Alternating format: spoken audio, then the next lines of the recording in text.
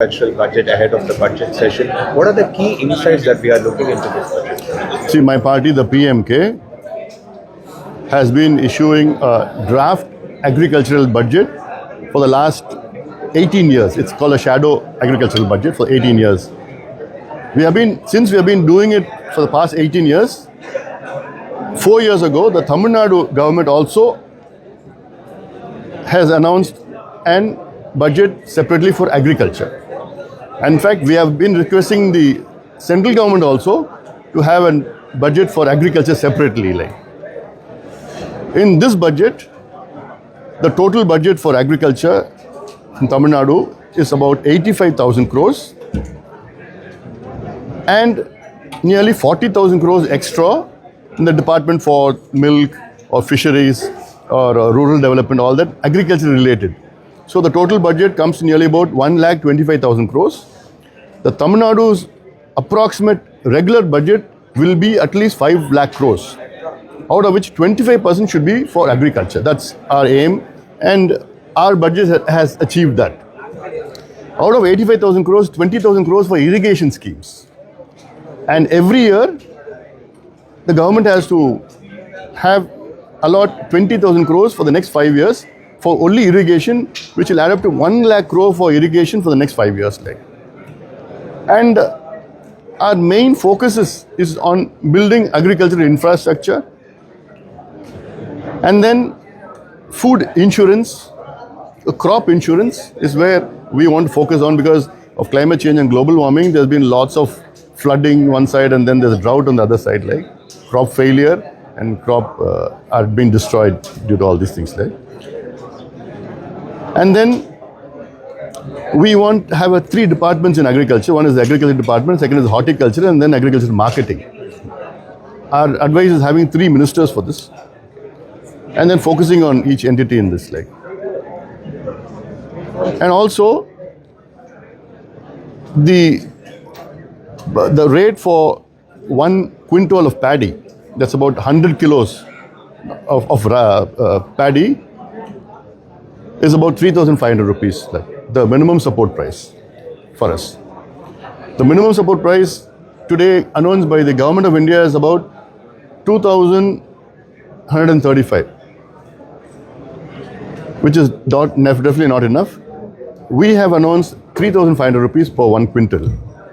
And then for sugarcane, for 1 ton of sugarcane is about 5,000 rupees. By this, only the farmers could survive. This is the MS Swaminathan Committee's recommendation, which unfortunately it has not been enforced fairly. And there are a lot of other things like this, employing, if going by a budget, we will be employing directly and indirectly nearly 50 lakh people in the next 5 years. And we want to have special agro-economic zones in all the districts in Tamil Nadu. Have an agricultural investors meet in Tamil Nadu, modernization of agriculture. So these are some of the schemes which we have given our ideas. This is actually an idea where we give it every year before the Tamil Nadu budget, and they've taken a lot of ideas from ours. And we say that banning sand mining in Tamil Nadu, and then building check dams across all the rivers in Tamil Nadu, so as to make agriculture viable, and the most of the farmers, they shouldn't commit any suicide or all these things. So this is the crux of our budget. So one more question related to the recent developments regarding the delimitation. The row has been going on for a couple of weeks, and we have been getting exchanges from both the state government and the union government. How does PAMAKA look at the delimitations? See, my party's concept is yes, the Lok Sabha seats should be increased, the seats should be increased. But if you're increasing 30% seats, this increase of 30% should be across the board. Tamil Nadu should have a 30% increase in seats. Uttar Pradesh should also have a 30% increase in seats. whether it's Bihar, Madhya Pradesh, Maharashtra, Tamil Nadu, Kerala, everybody should have a 30% increase in seats. It shouldn't be based on today's population, because which is unfair to southern states which have been doing good in population stabilization programs. This 543 seats have been based on 1971 census. At that time, Tamil Nadu's population was about 4 crores. Today, Tamil Nadu's population has doubled to about 8 crores. Whereas Uttar Pradesh population has tripled. Bihar's population has tripled.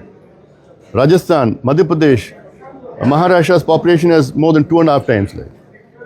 So this is an unfair advantage for northern states if you take in populations, today's population.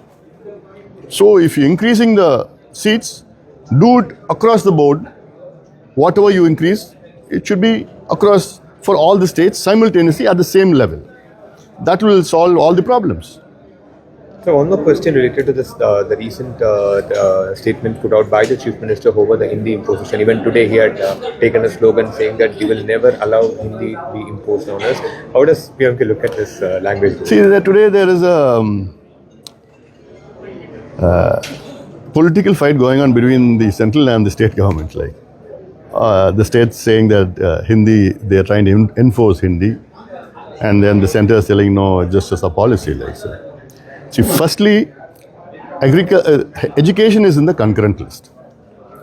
The center can bring in laws, but it is left to the states to adopt it, take up a policy or a law. And the center can't force any states to adopt any policy. See, I have my policy for any curriculum I want, I can bring it in my state.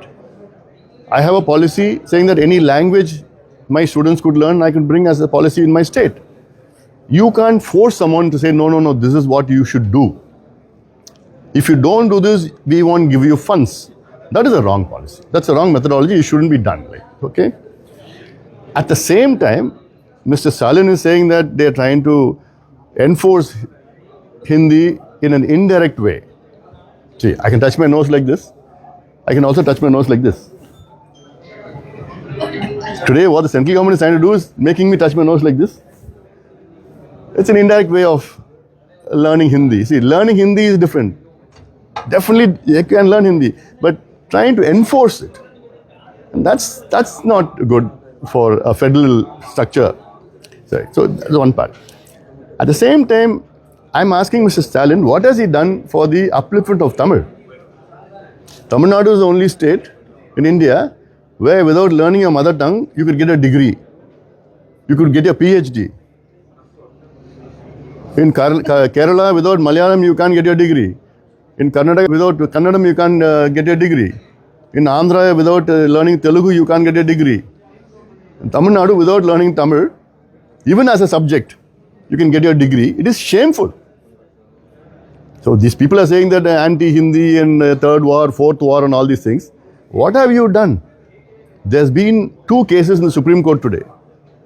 One filed 26 years ago, saying that Tamil is the medium of education. There's one case pending in the Supreme Court for 26 years. What have they done for that case? Nothing. There's one more case in 2016 filed in Supreme Court. At least Tamil as one subject to be taught in Tamil Nadu. That is not been here. Mr. Revant Reddy from Andhra, Telangana, he is saying recently he is saying that even the CBSE and the ICSE boards should have Telugu as at least one subject. And here, Tamil Nadu, these people talk about as though they're the fighters of Tamil rights. No, they can't enforce anything here. They've forgotten about Tamil. And just for political gains and political reasons, they go saying we are fighting for anti-Hindi and all these things. That's different. Same time, you can't enforce something. You request. Learning any language, definitely we don't have a problem of that. Or saying that unless you learn Tamil, Tamil Nadu won't develop. We are already developed. We have the second highest GSDP in the country after Maharashtra. We are already developed. So it's not like you learn this language, then only you will develop. That's not to be. Uttar Pradesh, has it developed? Or has Bihar developed? No. So then will they learn Tamil? No. So there are issues, there are practicalities, there are problems, there are there. You sit and do across the board. You can't penalize Tamil Nadu for not taking up your policy. And this is for education. The money is to be spent to the students for education. 2,100 crores. At the same time, if I was the Chief Minister of Tamil Nadu, give me 2,100 crores because of a policy, I don't want your money. My budget is 4.5 lakh crores. My education budget is 45,000 crores. I don't need your 2,100 crores. I'll have my own policy. This is the stand I will take. Thank you, sir. Thank you.